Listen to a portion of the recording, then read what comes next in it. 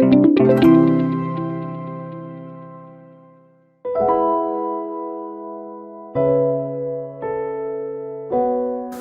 하나님께서 우리에게 주시는 말씀은 민수기 14장 1절에서 3절까지 말씀입니다. 민수기 14장 1절에서 3절까지 말씀을 우리 다 함께 합독하도록 하겠습니다. 온 회중이 소리를 높여 부르짖으며 백성이 밤새도록 송곡하였더라. 이스라엘 자손이 다 모세와 아론을 원망하며 온 회중이 그들에게 이르되 우리가 애굽 땅에서 죽었거나 이 광야에서 죽었으면 좋았을 것을 어찌하여 여호와가 우리를 그 땅으로 인도하여 칼에 쓰러지게 하려 하는가? 우리 처자가 사로잡히리니 애굽으로 돌아가는 것이 낫지 아니하랴. 저는 오늘도 믿음이라는 주제를 가지고 말씀을 나누고자 합니다. 우리는 지난주에 믿음에 관한 두 가지를 알아봤습니다. 첫째로 우리가 가질 믿음의 핵심은 예수가 그리스도 곧 구원자이심을 믿는 것이고, 둘째로 성도의 믿음의 삶은 나의 작은 것까지 주님 앞에 내려놓고 주님께 내 삶을 전적으로 맡기는 삶이 되어야 한다고 말씀드렸습니다.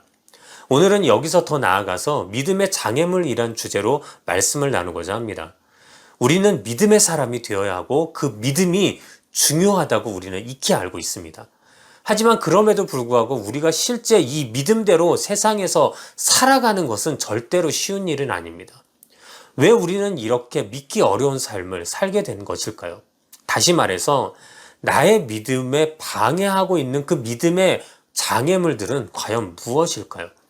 저는 오늘 말씀에 빗대어 우리 안에 있는 그 믿음의 장애물들을 알아보고 우리의 삶을 이 시간 돌아보는 그 시간을 갖고자 합니다. 우리는 먼저 첫 번째로 오늘 성경의 이야기를 좀 알아볼 필요가 있습니다. 하나님께서는 모세를 통하여 이스라엘 백성들을 애굽에서 인도하여 내십니다. 그때 하나님은 이런 약속을 모세를 통해서 주십니다.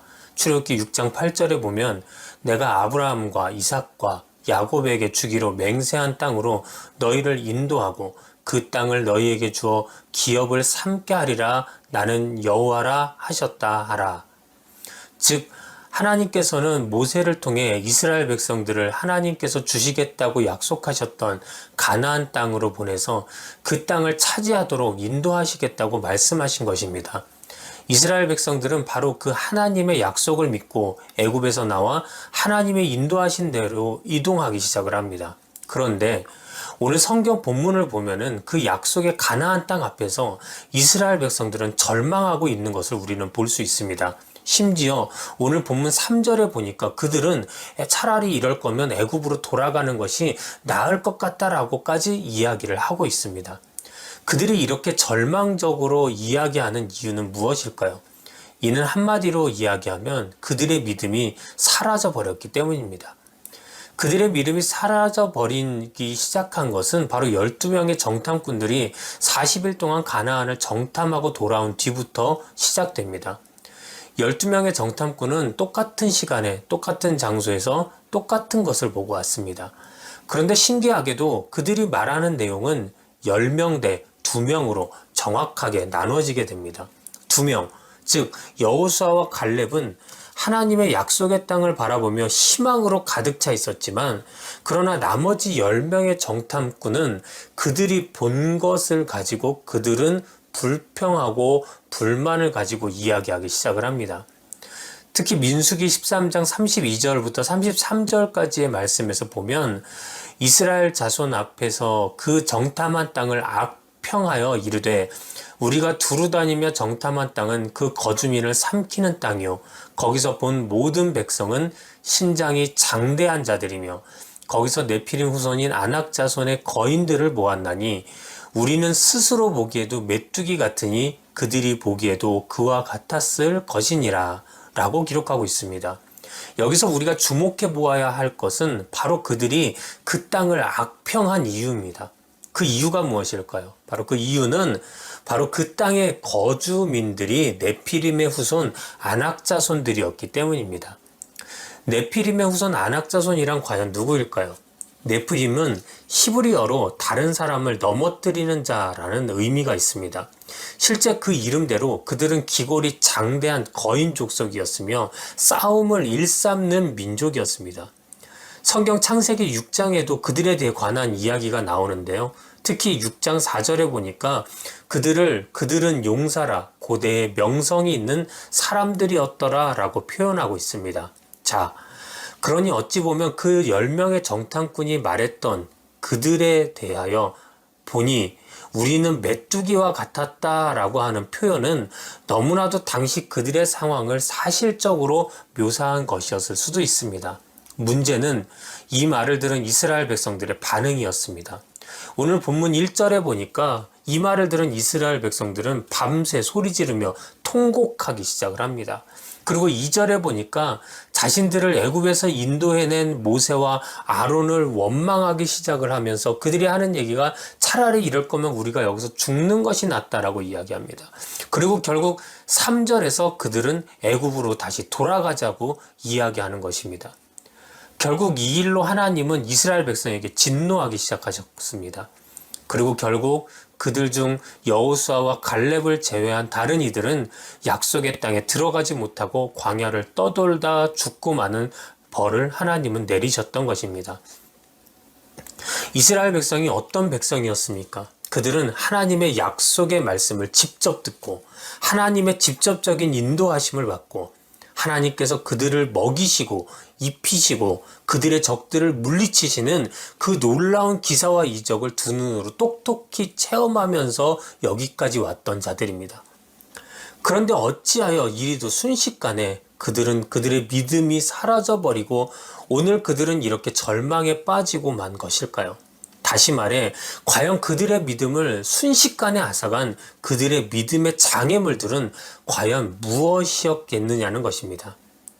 여기서 우리는 두 번째로 바라봐야 될 것이 있습니다. 그것은 바로 그들을 통해 발견하게 되는 우리 믿음의 장애물들입니다.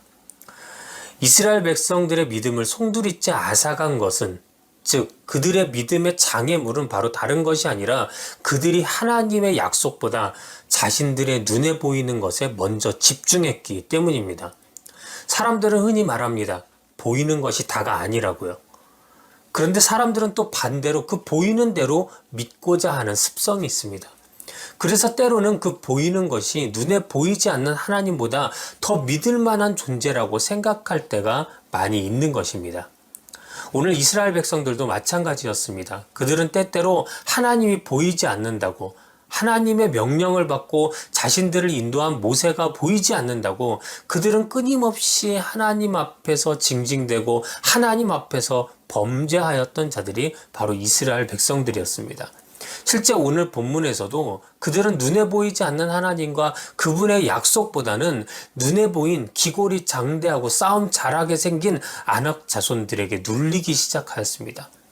하나님의 능력보다 눈에 보인 아낙 자손의 능력이 더 커 보였을 것입니다. 그리고 하나님의 권세보다 눈에 보인 아낙 자손의 그 위풍당당한 모습이 더 커 보였을 것입니다. 결국 그들이 본 것이 그들의 믿음이 되어가기 시작하고 원래 그들이 가지고 있어야 했던 하나님에 대한 믿음을 그들은 순식간에 잊어버리고 만 것입니다. 그런데 오늘 그 이스라엘 민족의 모습이 낯설지 않은 이유는 바로 그들의 모습 속에서 우리 자신의 모습을 발견하게 되기 때문입니다. 다시 말해서 그들이 순식간에 믿음을 잃어버리게 만들었던 그 믿음의 장애물들이 바로 여러분과 우리의 믿음의 장애물이기도 하다는 것입니다. 이스라엘 백성들이 아낙 자손을 보고 믿음을 잃어버렸던 것처럼 오늘날의 성도들 역시 눈에 보이는 나의 능력, 나의 재능, 나의 건강, 나의 권세, 나의 재물, 나의 친분 등의 그 믿음을 순식간에 놓치고 말 때가 너무나도 많이 있다는 것입니다. 실제 목회 생활을 하다 보면은 하나님보다 다른 것에 눈을 돌리다가 결국 시험 들고 믿음을 저버리는 자들을 종종 보게 됩니다.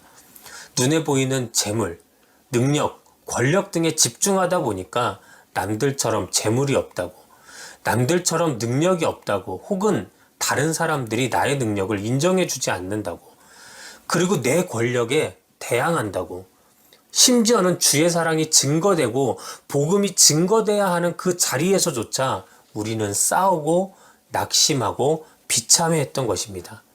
전에 담당했던 교구에서 구역원끼리 싸움이 난 적이 있었습니다. 이 싸움은 번지고 번져서 심지어는 하나님께 예배드려야 하는 구역 예배 자리에서까지 싸움이 나고 만 것입니다. 그래서 결국에는 제가 이 두 분을 중재하기 위하여 그 두 분을 각각 찾아가기로 하였습니다. 제가 첫 번째로 찾아갔던 분은 근데 저한테 이렇게 이야기합니다. 아니 목사님 생각해 보세요. 내가 그래도 교회에서 직분이 그 사람보다 위인데 아니 그 사람 자꾸 나한테 이래라 저래라 하잖아요. 그러니까 내가 화가 안 나요? 이렇게 이야기하는 것입니다. 그래서 제가 또 다른 분에게 또 찾아가서 이야기를 들어봅니다. 그랬더니 그분은 또 저한테 이렇게 이야기합니다. 아니 목사님 생각해 보세요. 내가 그래도 그 사람보다 나이가 많은데 아니 나이도 어린 사람이 직분 좀 있다고 나한테 대들잖아요. 그러니 내가 화가 안 나요? 라고 하는 것이었습니다. 결국 그 싸움은 두 분 중에 한 분이 구역을 떠나시기 전까지는 끝나지 않았고 한 분이 떠나시고 나서야 결국에 그 싸움은 끝이 나게 되었습니다. 여러분 그렇습니다. 하나님의 영광보다 나의 재물을 우리가 먼저 바라보기 시작할 때 하나님의 사랑보다 내가 가지고 있는 능력을 내가 먼저 바라보기 시작할 때 하나님의 위대하심보다 내가 나의 높음을 먼저 바라보기 시작할 때 이는 우리가 온전히 주님 앞에 나의 삶을 내려놓지 못하게 되는 조건들이 되어서 결국 믿음의 삶을 살 수 없게 만들어버리는 또한 그러한 결과를 초래하고 만다는 것을 우리는 기억해야 합니다. 우리는 내 안에 이런 믿음의 장애물들을 벗어나야 할 줄 믿습니다. 그리고 그 무엇도 우리가 하나님보다 먼저 바라보는 대상이 되어서는 안 된다는 것을 우리는 반드시 기억해야 할 것입니다. 사랑하는 여러분, 이제 말씀을 마치겠습니다. 성경에서 보면 부활하신 예수님이 제자들 앞에 자신을 나타내십니다. 그런데 하필이면 그때 그 자리에 없었던 도마가 나는 예수님의 부활을 믿지 못하겠다고 이야기합니다. 그때 예수님은 다시 도마에게 나타나십니다. 그리고 도마로 하여금 자신의 손과 발, 옆구리의 못자국과 창자국을 만지게 해주십니다. 그리고 예수님은 도마에게 이렇게 말씀하십니다. 요한복음 20장 29절에 예수께서 이르시되 너는 나를 본고로 믿느냐? 보지 못하고 믿는 자들은 복되도다 하시니라. 여러분 그렇습니다. 때로 우린 내 눈에 보이는 것이 다라고 생각을 합니다. 그래서 보여주지 않으면 믿지 못하겠다고 우리도 도마처럼 그렇게 생각할 때가 너무나도 많이 있습니다. 그러나 우리가 본 것이 반드시 우리를 참 진리로 인도하는 것은 절대 아님을 우리는 기억해야 됩니다. 우리가 우리의 유일한 구세주 되신 주님께 우리의 초점과 우리의 시선을 맞추며 살아갈 때 그때가 바로 하나님께서 우리를 통해 일하시고 나아가 우리가 진정으로 우리의 믿음을 굳건하게 지킬 수 있는 때임을 우리는 반드시 기억해야 할 것입니다. 오늘도 내 삶 속에 믿음의 장애물들을 찾아내고 이를 주님 앞에 내려놓고 온전히 극복하는 우리 귀한 성도님들이 되시기를 주님의 이름으로 축원합니다. 기도하겠습니다. 하나님 감사합니다. 오늘도 주님 앞에 연약한 모습으로 또 믿음의 장애물들을 극복하지 못한 모습으로 또 이 자리에 서 있는 우리들의 모습을 바라봅니다.